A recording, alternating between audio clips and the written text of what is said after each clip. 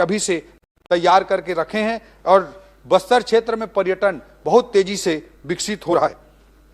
अध्यक्ष महोदय, जब हम टूरिज्म की बात करते हैं तो आजकल कॉन्फ्रेंस टूरिज्म, वेडिंग डेस्टिनेशन जैसी चीजें भी अत्यंत महत्वपूर्ण हो जाती हैं और इसमें बहुत तेजी से और बहुत ज्यादा रोजगार पैदा होते हैं। इस दृष्टिकोण से हमारी नीतियां पर्यटन को उद्योग का दर्जा देने वाली नीतियां हैं और उस दृष्टिकोण से वहां पर सब्सिडी भी प्रदान की जा रही है।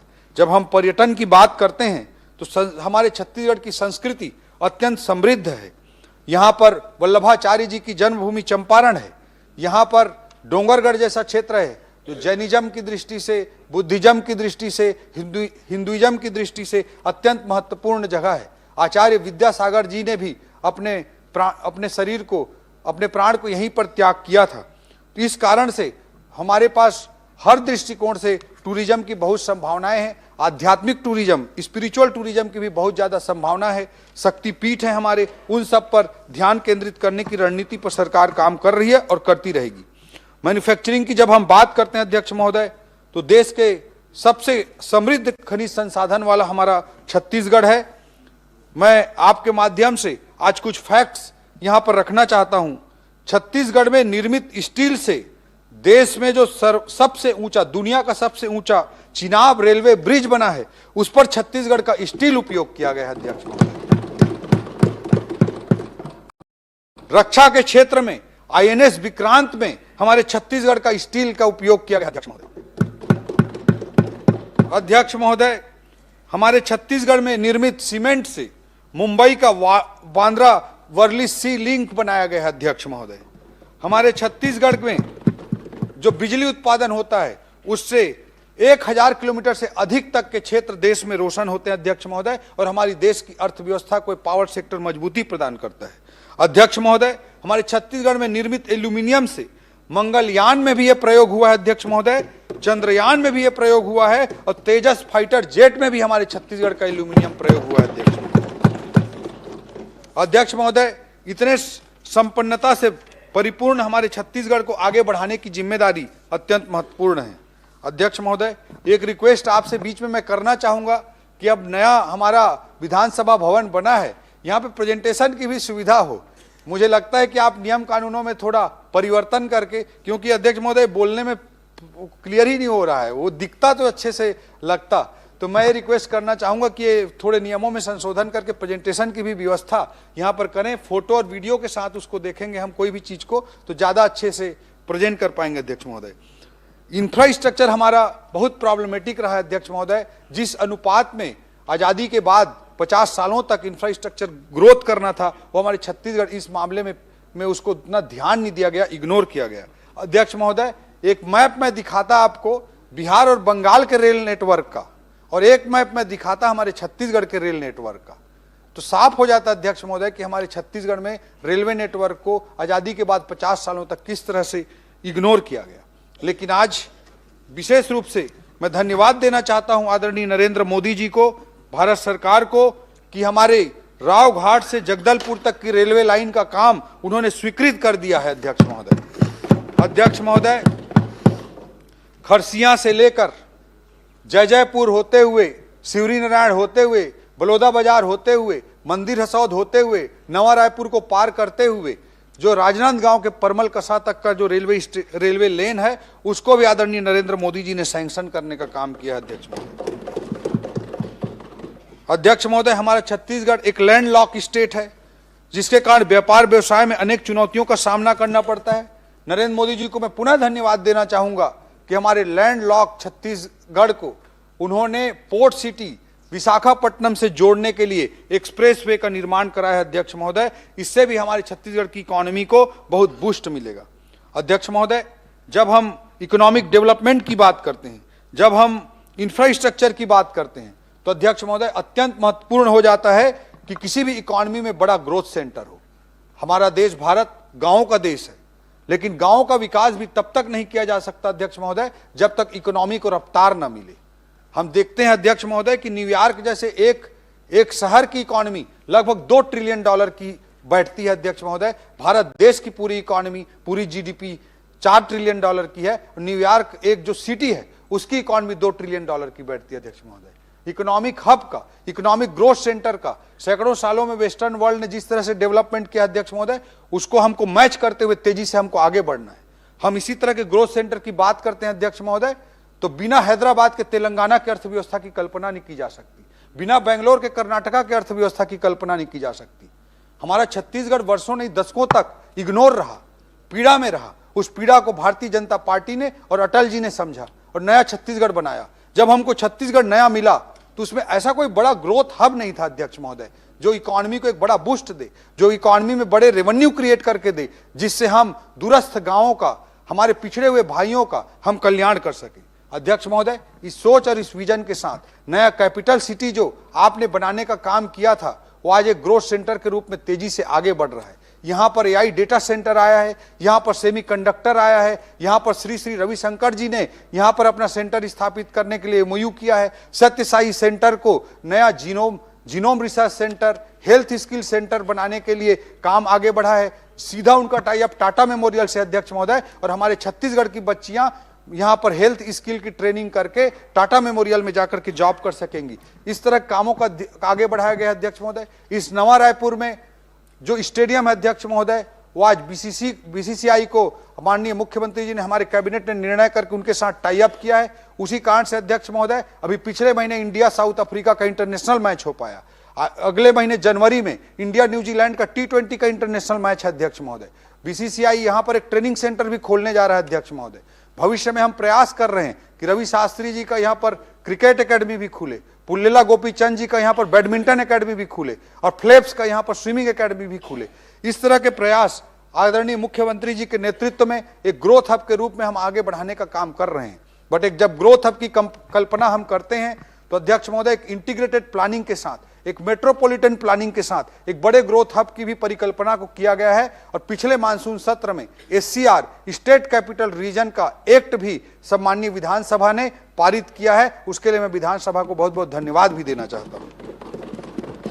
अध्यक्ष महोदय, SCR की परिकल्पना में हमारे रायपुर, बीरगांव, दुर्ग, भिलाई, राजनांदगांव, इन सभी क्षेत्रों को समावेशित करते हुए एक इंटीग्रेटेड प्लानिंग की जा रही है अध्यक्ष महोदय। इसके लिए एक इकोनॉमिक मास्टर प्लान बनाया जा रहा है, जिसमें नीति आयोग की भी मदद ली गई है अध्यक्ष महोदय। और इस विजन डॉक्यूमेंट को भी बनाने के लिए भारत सरकार के नीति आयोग ने भी हमारी मदद की है। इसके लिए भी इस सदन में उनको मैं विशेष रूप से धन्यवाद देना चाहता हूं। तो जब स्टेट कैपिटल रीजन के रूप में रायपुर और आसपास का क्षेत्र डेवलप होगा तो हमारे छत्तीसगढ़ की इकोनॉमी को एक ग्रोथ इंजन प्राप्त होगा अध्यक्ष महोदय। और आने वाले समय में 2047 तक विकसित छत्तीसगढ़ की परिकल्पना को सफल करने में हमको मदद मिलेगी। अध्यक्ष महोदय, जब विकास की बात होती है तो इंक्लूसिव ग्रोथ, समावेशी विकास अत्यंत महत्वपूर्ण होता है। दीनदयाल उपाध्याय जी के अंत्योदय की परिकल्पना के साथ हमारी सरकार काम कर रही है। इसलिए किसानों के लिए 3100 रुपया धान 21 क्विंटल में खरीदी करने का काम कर रही है, और लगभग 20,000 करोड़ रुपए धान खरीदी में राज्य का बजट हमारी निवेश कर रही है। अध्यक्ष महोदय, माताओं बहनों के लिए डीबीटी करते हुए 70 लाख माताओं के लिए महतारी वंदन योजना का संचालन हमारी सरकार कर रही है। अध्यक्ष महोदय, जब हम समाज के आखिरी छोर के व्यक्ति की बात करते हैं, समाज के हम सोशल इंफ्रास्ट्रक्चर की बात करते हैं, सामाजिक अधोसंरचना की बात करते हैं, तो जो कच्चे मकान हैं उसकी चिंता करना, उसको पक्का बनाना बहुत जरूरी था। और प्रधानमंत्री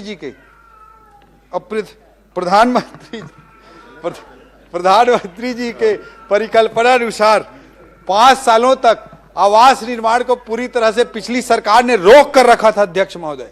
छत्तीसगढ़ के 18 लाख गरीबों के छत को छीनने का पाप किया था अध्यक्ष महोदय। हमारी सरकार आते ही आदरणीय मुख्यमंत्री जी ने पहला दस्तखत आवास के लिए किया था अध्यक्ष महोदय। लगभग 24 लाख आवास बनेंगे तो इससे सोशल इंफ्रास्ट्रक्चर में बहुत बड़ी छलांग होगी और 15% से कम कच्चे मकान रह जाएंगे। और उसके लिए ग्रामीण विकास विभाग ने आवास प्लस एक तीसरा सर्वे भी कराया है अध्यक्ष महोदय, ताकि भविष्य में उनकी चिंता भी की जा सके। इनलैंड लॉजिस्टिक एक और महत्वपूर्ण क्षेत्र होगा अध्यक्ष महोदय, जिस पर हम काम करेंगे। सूचना प्रौद्योगिकी के क्षेत्र में बहुत सारे प्रयास किए जा रहे हैं और उसको आगे बढ़ाने का काम किया जाएगा। अध्यक्ष महोदय, कृषि उन्नति की दृष्टि से भी हमारे छत्तीसगढ़ में अपार संभावनाएं हैं, जो विशेष रूप से मैं एक फैक्ट का ही बस जिक्र करना चाहूंगा अध्यक्ष महोदय। जब हमारे बस्तर की हम परिकल्पना करते हैं तो ऑर्गेनिक फार्मिंग की हमारे बस्तर में इतनी ज्यादा संभावनाएं हैं, जिसको प्रिमिटिव प्रैक्टिस मानकर, जिसको पुरातन पंथी व्यवहार मान करके, जिसको पहले इग्नोर किया जाता था, केमिकल फर्टिलाइजर्स और पेस्टिसाइड के उपयोग को ग्रीन रिवॉल्यूशन के बाद जितना ज्यादा बढ़ावा दिया गया, आज अध्यक्ष महोदय पंजाब जैसे राज्य उसका परिणाम भुगत रहे हैं। हर गली में, हर एक दो घर के गैप में कैंसर के पेशेंट मिल रहे हैं अध्यक्ष महोदय। कहीं ना कहीं हमारा छत्तीसगढ़ में भी जो केमिकल फर्टिलाइजर और पेस्टिसाइड का उपयोग बढ़ा, उसके कारण भी इस तरह की दिक्कतें आ रही हैं अध्यक्ष महोदय। और आज पूरी दुनिया समझ रही है कि ऑर्गेनिक फार्मिंग कितना जरूरी है अध्यक्ष महोदय। हमारे छत्तीसगढ़ के बस्तर की संभावना, हमारे छत्तीसगढ़ की संभावना, जहां परंपरागत रूप से ऑर्गेनिक फार्मिंग होती है, उसको हम सर्टिफाई कर लें, उसको हम बढ़ावा दे दें, तो कितनी बड़ी संभावना को हम साकार कर सकेंगे अध्यक्ष महोदय। इसका एक उदाहरण स्वरूप, एक फैक्ट बस मैं रखना चाहता हूं। सिक्किम को आज पूरे देश में ऑर्गेनिक स्टेट के रूप में जाना जाता है।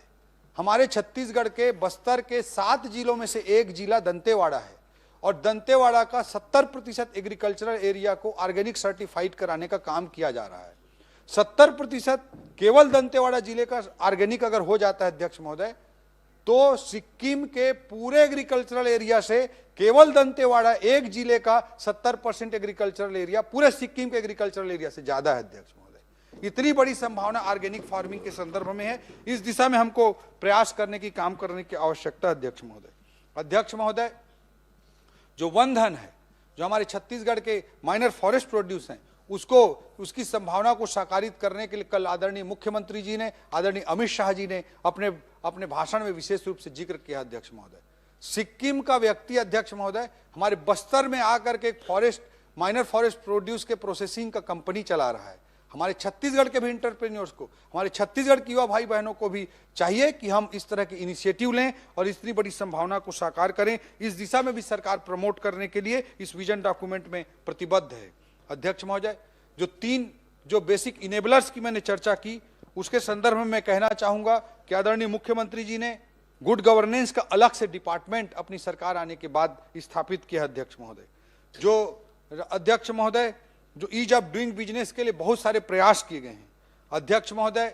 ऑटो म्यूटेशन को रजिस्ट्री के बाद सीधा नामांतरण हो जाए, इसकी प्रक्रिया को अडॉप्ट किया गया, जिससे हजारों लाखों की संख्या में नामांतरण में लोगों को सुविधाएं मिल रही हैं और उनको चक्कर लगाने से, गलत प्रैक्टिसेस से, भ्रष्टाचार से मुक्ति मिली है अध्यक्ष महोदय। डीरेगुलेशन के लिए जन विश्वास बिल पिछले मानसून सत्र में भी लाया गया था।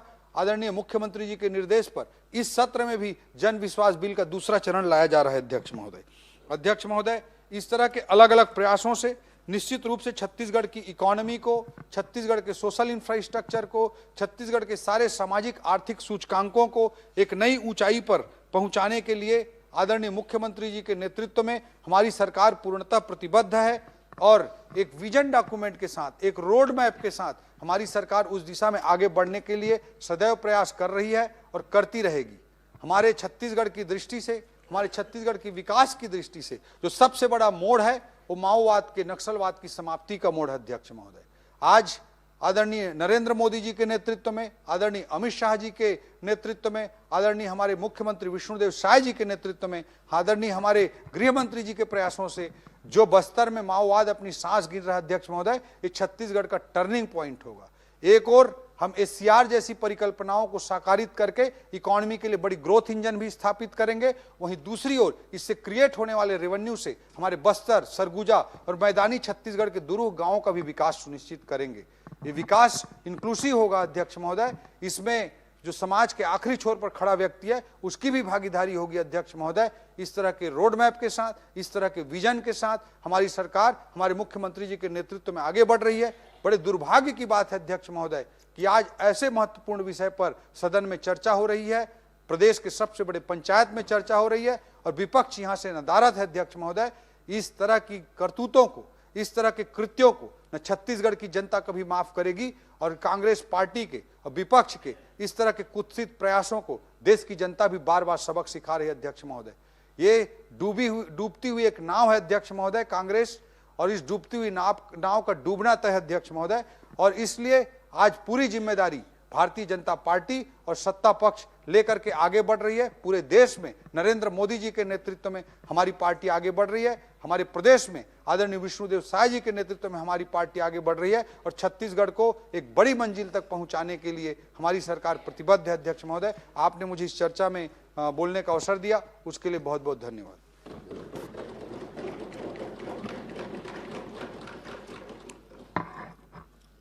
श्री अजय चंद्राकर जी।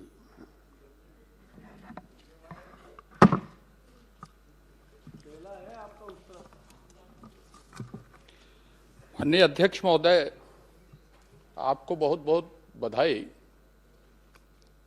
और मैं माननीय मंत्री जी से कुछ कहूंगा। ओपन माइंड कहो माननीय मंत्री जी, ओपन माइंड कि पीठ थपथपाने? नहीं, ओपन माइंड कहा मैंने। माननीय अध्यक्ष महोदय, अभी एक नियम कानून में संशोधन की मांग की माननीय मंत्री जी ने प्रेजेंटेशन के लिए। आप स्पष्ट करेंगे?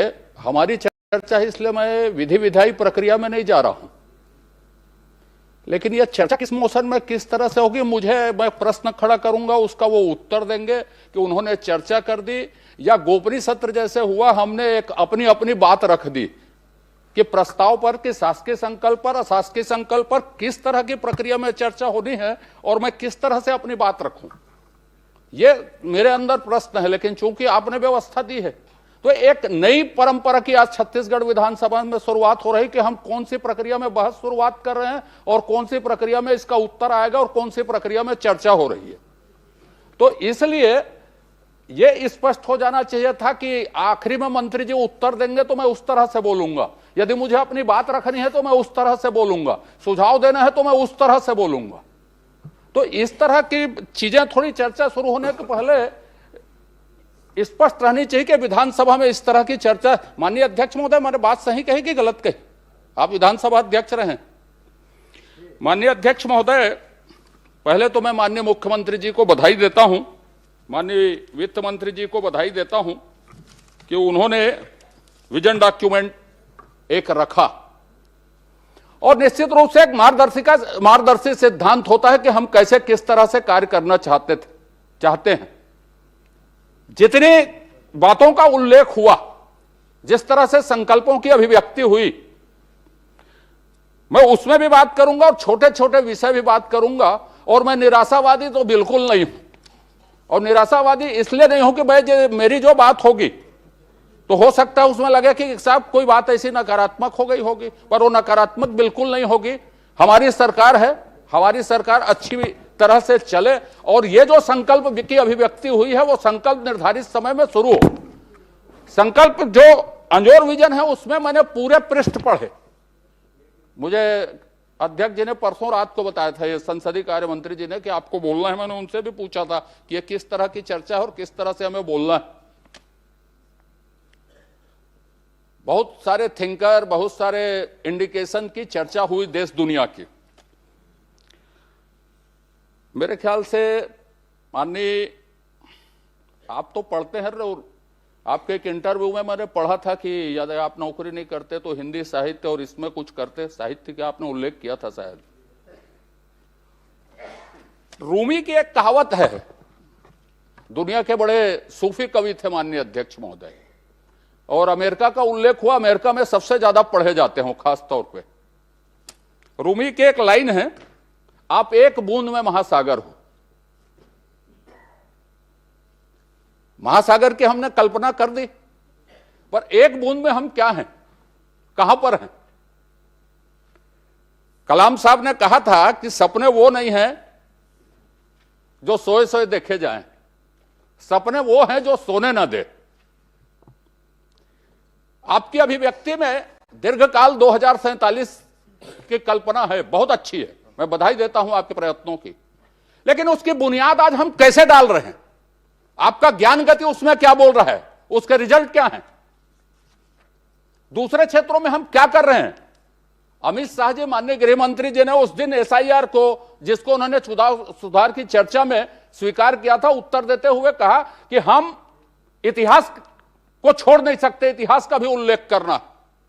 छत्तीसगढ़ में समग्र परिवर्तन के लिए हमसे गलतियां कहां पर हुई? और कहां पर निर्णय लेने की जरूरत है और किस तरह से हमको निर्णय में रीढ़ की हड्डी हमारी दिखनी चाहिए, इसकी अभिव्यक्ति सबसे जरूरी है आमूलचूल परिवर्तन के लिए, उस अभिव्यक्ति के लिए। अल्पकालिक तौर पे हमारे जो प्रयत्न हैं छत्तीसगढ़ में, आज जो सबसे बड़ी जरूरत है, आपने जो कहा कि गवर्नेंस डिपार्टमेंट बना है गुड गवर्नेंस की। जब छत्तीसगढ़ बना तो चारों तरफ क्षेत्रीय असंतुलन था। आपके इस नवा अंजोर के किताब में आपने सामाजिक क्षेत्रों में सिर्फ शिक्षा और स्वास्थ्य को स्पर्श किया, गरीबी उन्मूलन को आपने स्पर्श नहीं किया है, वुमेन एम्पावरमेंट को आपने स्पर्श नहीं किया है, आपने लॉ एंड ऑर्डर पुलिस विभाग को स्पर्श नहीं किया है, आपने समाज कल्याण को स्पर्श नहीं किया है। यदि नीतियां और कार्यक्रम बनती हैं तो वो रिफ्लेक्ट होनी चाहिए कि गरीबी उन्मूलन क्या हो, रोजगार पर आपने रिफ्लेक्ट किया है पिछले 5 सालों में, और छत्तीसगढ़ बनने के बाद रोजगार क्या है यह परिभाषित नहीं हो सका आज तक। आप बताएंगे मुझे कि रोजगार की परिभाषा किसको मानी जाती है, और सरकार यह तय करे बेसिक लेवल में कि रोजगार इसको माना जाएगा। यह छत्तीसगढ़ के लिए जरूरी है। मैं आपके इन बातों से सहमत हूं, आपके इन बातों से मैं सहमत हूं कि आप 10 लाख करोड़ से लेकर 2047 तक 75 लाख करोड़ का लक्ष्य रखा है, जो 14% की बढ़ोतरी लगभग, तो 14% की बढ़ोतरी में यह हो जाएगा। लेकिन सवाल यह है, एक अनुमान है, अनुमान से दुनिया में महामंदी आई, युद्ध के दौर चल रहे हैं, द्वितीय विश्व युद्ध के बाद और प्रथम विश्व युद्ध के बाद दुनिया के अनुमान ध्वस्त हो गए थे। अभी दुनिया बिल्कुल नई दिशा में प्रवेश कर रही कि 3-3 साल से युद्ध चल रहे हैं। गाजा का युद्ध और यूक्रेन का युद्ध 3-3 साल से चल रहा है कि हम कहां तक उसको देखेंगे। पर मैं तो अपनी बात कहता हूं, मैं 2047 तक जिंदा रहूंगा, 87 साल की उम्र में मरूंगा। इसको देखे ना आप कि मैं बोल रहा हूं उसको।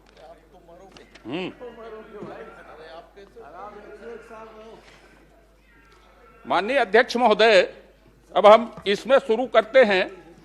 चलिए, राम विचार जी ने कहा तो राम विचार जी शुरू करते हैं। छोटी छोटी बात, सिंचाई में हमने 25 साल में कितना पैसा खर्च किया होगा, कृषि में जीडीपी का योगदान कितना हो वो अलग चीज है, पर उसको बनाए रखने के लिए हम क्या कर रहे हैं। मैं आपके आर्थिक सर्वेक्षण की एक बात कर देता हूं। सिंचाई में आपने अलग से पेज नहीं रखा है, कृषि के साथ ही उसकी बातचीत की है। आप सिंचाई को बताते थे 37%, यह 23-24 का आर्थिक सर्वेक्षण, और 24-25 के आर्थिक सर्वेक्षण में सिंचाई घट गई 3%, वो 34% हो गया। अरबों रुपये जो खर्च हुए वो कहां पर गए? सिंचाई का प्रतिशत छत्तीसगढ़ में घटा कैसे? और सिंचाई का प्रतिशत यदि घट रहा है तो हमारा योगदान बराबर कैसे रहेगा? इस बात को कौन तय करेगा? इसीलिए मैंने कहा कि ब्यूरोक्रेसी में क्या कहे, गुड गवर्नेंस की जरूरत है। कि 34% कैसे हो गया, यह मैं नहीं बोल रहा हूं, आपका आर्थिक सर्वेक्षण बोल रहा है। आप देख लीजिए 24-25 का आर्थिक सर्वेक्षण निकाल के, इसको जांच करवानी चाहिए कि यह घटा क्यों। दूसरी बात आपको बोल देता हूं, कृषि पर 16% का योगदान है, आगे बढ़ेगा। 1,60,314 हेक्टेयर कृषि का रकबा कम हुआ 25 साल में। सिंचाई का रकबा कम हो रहा है, कृषि का रकबा कम हो रहा है, और आप कहते हैं कि साहब वो बढ़ेगा योगदान। अब दूसरी बात, फसलों के उत्पादन में कमी, 19 फसल, ये आप 24-25 का आर्थिक सर्वेक्षण पढ़ लें, लगातार कमी है फसल के उत्पादन में। 19 फसलों में 16 फसलों का रकबा भी कम हो और उत्पादन में भी कमी आई है। लेकिन अब आप देखिए, उसके बाद जो एलाइड सेक्टर है, माननीय प्रधानमंत्री जी ने, माननीय मुख्यमंत्री जी ने, आपने भी कहा कि किसानों के इनकम को हम दुगुना करेंगे। एलाइड सेक्टर में आप न अंडे में आत्मनिर्भर है, न मछली में आत्मनिर्भर है, न किसी चीज में आत्मनिर्भर है, बल्कि राष्ट्रीय औसत से आप कम हैं। उसके लिए किसी तरह की नीतियां एलाइड सेक्टर के लिए बने या कहीं रिफ्लेक्ट नहीं है कि हम एलाइड सेक्टर को मजबूत करके कैसे करेंगे। सिंचाई में जो लघु सूक्ष्म सिंचाई योजनाएं आपकी हैं, मैंने विधानसभा के भाषण में इस बात को कहा है कि सिंचाई के मामले में एजेंसी की सरकार है कि सरकार की एजेंसी है? 20-20 साल 15 साल से योजनाएं पड़ी हैं और वो बन नहीं रही हैं, और बनने के बाद यदि क्षेत्रीय असंतुलन आज है सिंचाई में, जब बस्तर की बात कर रहे थे अभी, कहीं पर उल्लेख नहीं करना चाहिए दंतेवाड़ा के, बस्तर के, नारायणपुर से जहां से आते हैं जल संसाधन मंत्री पूर्व, इन जगहों में सिंचाई की व्यवस्था क्या है? सरफेस वाटर की पॉलिसी क्या है? सरफेस वाटर जो आज का विषय है, आपने नगर नियोजन में बहुत कम बात की है, उसमें सरफेस वाटर, ड्रिंकिंग वाटर के लिए कोई पॉलिसी हमारी है कि नहीं है? बिल्कुल कोई पॉलिसी का उसमें उल्लेख नहीं है, जबकि आज के ये करंट इश्यूज हैं इस दुनिया में। माननीय अध्यक्ष महोदय, एलाइड सेक्टर में हमने कहा कि हम बिल्कुल पीछे हैं, उसमें काम करने की जरूरत है। आंकड़े में उन्होंने स्वीकार किया, आपने आपके विजन दस्तावेज में है, अंडों के उत्पादन में, मछली के उत्पादन में। अब मैं आपको बता देता हूं जो आंकड़े आपने दिए नहीं है। राम विचार जी से जब मैंने शुरू की, बीज के मामले में हम आत्मनिर्भर हैं क्या? छत्तीसगढ़ आत्मनिर्भर है क्या बीज के मामले में? कौन से बीज में छत्तीसगढ़ आत्मनिर्भर है? और कौन सा बीज आज भी हम मध्य प्रदेश बीज महासंघ से बीज खरीदते हैं, आज भी हिंदुस्तान के बीज विकास निगम से बीज खरीदते हैं, उन बीजों को खरीदते हैं जो छत्तीसगढ़ में लगाया जाता है, उन फसलों के भी बीज खरीदते हैं हम। 25 साल बाद आत्मनिर्भरता में हमने काम कदम क्या उठाए? तो नीतियों में ये छोटी छोटी बातें छत्तीसगढ़ को बड़ा करेंगी। मेरा कहने का मतलब यह है, मैं सिर्फ आलोचना नहीं कर रहा हूं, यह वस्तु स्थिति है, यह किसी सरकार की है या नहीं है, इस दिशा में काम करने की जरूरत है। अब पशुपालन, एलाइड सेक्टर का जब मैंने उल्लेख किया तो आपको बता देता हूं, दुग्ध उत्पादन में छत्तीसगढ़ का योगदान 0.88% है मात्र। ठीक है साहब? खपत कितनी है छत्तीसगढ़ में? मैंने शुरुआत के 5 राज्यों में पंजाब, राजस्थान, हरियाणा, आंध्र प्रदेश, गुजरात, छत्तीसगढ़ ले लें तो 192 ग्राम साहब। पंजाब के लोग 1.25 लीटर दूध पीते हैं प्रति व्यक्ति।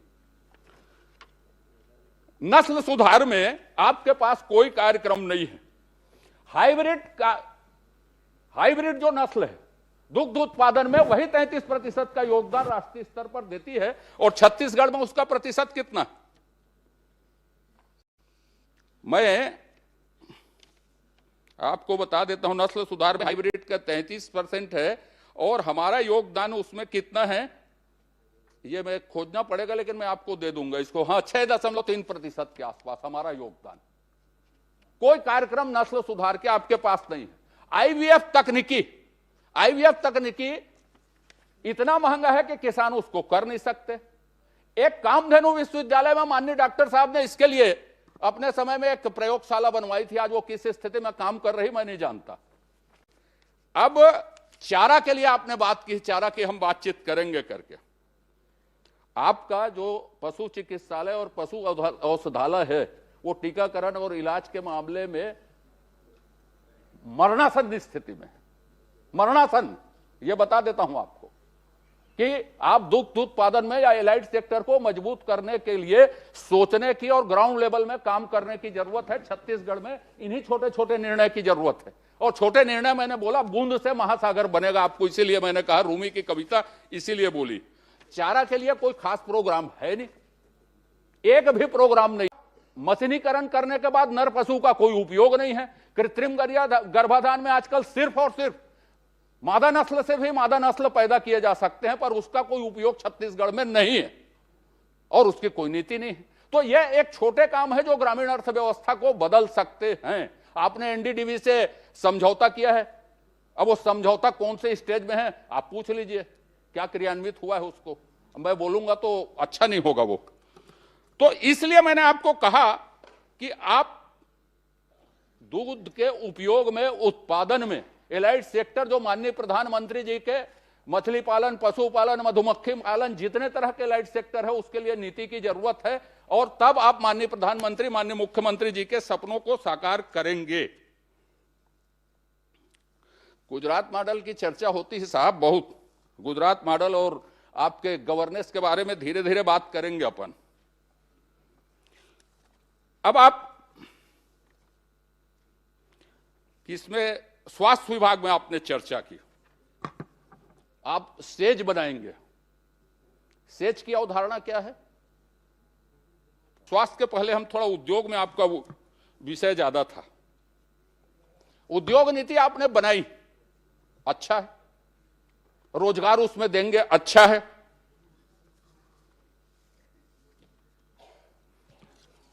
रोजगार के बारे में आपको बता देता हूं, जिसका उल्लेख आपने भी किया। 97% लोग अनस्किल्ड हैं छत्तीसगढ़ में, 3% आबादी स्किल्ड है। आप जितनी शैक्षणिक संस्थाएं ला रहे हैं, मैं स्वागत करता हूं, और मुझे इस बात का संतोष है, माननीय अध्यक्ष महोदय के साथ काम करते हुए ढेरों संस्थाएं हमने बनाई, ढेरों संस्थाएं बनाई, और जिन संस्थाओं का आपने उल्लेख किया, स्वागत है उसका छत्तीसगढ़ में। लेकिन आपको जो सोचना है, जब शिक्षा में बात करेंगे तो इस विषय में आएंगे कि उसमें छत्तीसगढ़ के लोगों का प्रवेश कैसे हो। अब आपने औद्योगिक नीति बनाई, मेरे ख्याल से उसको लागू करने के लिए बनाई कि संशोधन करने के लिए बनाई है, मुझे समझ में नहीं आया है। हर 15-20 दिन में मैं पढ़ता हूं कि एक संशोधन उसमें हुआ। अब कहीं पर यह झलक नहीं मिलती कि make in India, made in India, made in Chhattisgarh, make in Chhattisgarh कहां पर? माननीय जब थे, मैं छोटा छोटा उदाहरण दे देता हूं मेक इन इंडिया और मेक इन छत्तीसगढ़ और मेड इन छत्तीसगढ़ का। हम साइकिल खरीदते हैं, चलिए आपने देश दुनिया की बात की। चीन ने जब एप्पल को बुलाया तो उन्होंने कहा कि यहीं आपको कामगारों को प्रशिक्षण देना पड़ेगा। आप जानते हैं, मुझे बताने की जरूरत नहीं है। और जब वहां के कामगार प्रशिक्षित हुए तो कितनी सारी कंपनियां निकली वहां से। एमआई वहीं से निकली, वीवो वहीं से निकली, एप्पो यहीं से निकली। आज हम, ऐसी कौन सी कंपनी है जो यहां मेड इन, ऐसी कौन सी चीज और ऐसे कौन से सेक्टर है जिसको चिन्हित करके छत्तीसगढ़ में मेड इन कर सकते? आपको उद्योग नीति इसमें क्या बोलती है? अब मैंने कहा कि साहब साइकिल हम बांटते हैं, क्या प्रतिस्पर्धा उसमें? एटलस बनाए चाहे एवन बनाए, छत्तीसगढ़ में कारखाना डालिए, 20 साल तक हम साइकिल देंगे, उसके सहायक उद्योग यहीं खुलेंगे, यहीं बनाएंगे, और साइकिल आप बांटिए। क्या प्रतिस्पर्धा उसमें? जो छत्तीसगढ़ में आके बनाएगा उसको हम देंगे, जो हमारे अनुकूल बात करेगा, हमारे मैन पावर को ट्रेन करेगा, स्किल करेगा, उसको हम देंगे, और उसके बाद हम बनाएंगे। इतने सारे मेडिकल कॉलेज खुल गए। अरे आप पोनी को यहीं बनवा लीजिए, पट्टी को यहीं बनवा लीजिए, मशीन नहीं बनवा सकते तो, रिएजेंट्स को यहीं बनवा लीजिए, बाकी को नहीं बनवा सकते तो कौन ने मना किया? अब आप सेज की बात करते हैं। हिंदुस्तान में सेज की कल्पना, आपने इसमें भी सेज की बात की है। हिंदुस्तान में जब सेज की बात करते हैं तो आजकल सेज बंद हो चुका। हमने जितनी चीजें हमने की, अप्रैल पार्क हमने बनाए, चलिए घूमने चलते हैं, अप्रैल पार्क की क्या हालत है देखते हैं। सेज ही है एक तरह का। अब आपने कुटीर उद्योग के लिए क्या पॉलिसी रखी है इसमें? एक बेल मेटल का आदमी, एक स्व सहायता समूह का आदमी, एक और भी लघु कुटीर उद्योग के लोग हैं, उसको कौन सी नीति के तहत आप फाइनेंस करते हैं? कौन सी नीति के तहत कच्चा माल देते हैं? कौन सी नीति के तहत उसको ट्रेनिंग देते हैं? 10,000 यदि दुर्गा पंडाल बनती होगी तो रायपुर के सारे दुर्गा पंडाल जो है बंगाल के लोग आग बनाते हैं। बांस का ट्रेनिंग, छत्तीसगढ़ के बांसवारों को ट्रेनिंग वैल्यू एडिशन कर दिया जाए, उसको फाइनेंस मिलेगा, उसको बैंक गारंटी मिलेगी। आज आर सेठी, जिसको पंचायत ग्रामीण विकास मंत्री जी बैठे हैं, वो ट्रेनिंग देते हैं, वही फाइनेंस नहीं करते उसको। क्या उसको अपनी ट्रेनिंग पर भरोसा नहीं है? तो ये जो छोटे निर्णय हैं, मेक इन इंडिया और मेड इन छत्तीसगढ़ और मेक इन छत्तीसगढ़, प्रधानमंत्री जी ने यह कहा कि मेक इन छत्तीसगढ़ भी खरीद सकते हैं आप, मेक इन इंडिया भी खरीद सकते हैं यदि मेड इन नहीं है तो। छत्तीसगढ़ में इस नई अवधारणा के लिए इतना पोटेंशियल यदि है छत्तीसगढ़, और जिस आर्थिक क्षेत्र की आपने परिकल्पना की है, इतना पोटेंशियल है, तो फिर ये चीजें हम क्यों नहीं ला सकते? उन कंपनियों से ये बात क्यों नहीं कर सकते? और समय में हिंदुस्तान ने अपने उद्योग नीति, अपने कार्य में। एक मिनट अजय जी, श्री प्रेम प्रकाश पांडे जी पूर्व विधानसभा अध्यक्ष, विधानसभा के अध्यक्ष की दीर्घा में आसीन है, सदन की ओर से मैं उनका स्वागत करता हूं। कृपया जारी रखें। कहाँ हुआ है? अभी शुरू हुआ भूमिका। माननीय अध्यक्ष महोदय, कहीं पर भी आज तक छत्तीसगढ़ के लोगों के लिए कोई नीति नहीं बनी। आज इतने लाख के बीपीओ में, इतने लाख के इस्पात में, हमारे चंद्रमा में ये पहुंच गया, हमारा लोहा टाइटन पहुंच गया, सारे उद्योग लोहे तेजस में। दुर्घटना वाला तेजस अपना नहीं था ना, बता देना, हमारा लोहा नहीं लगा था दुर्घटना वाला तेजस में। लेकिन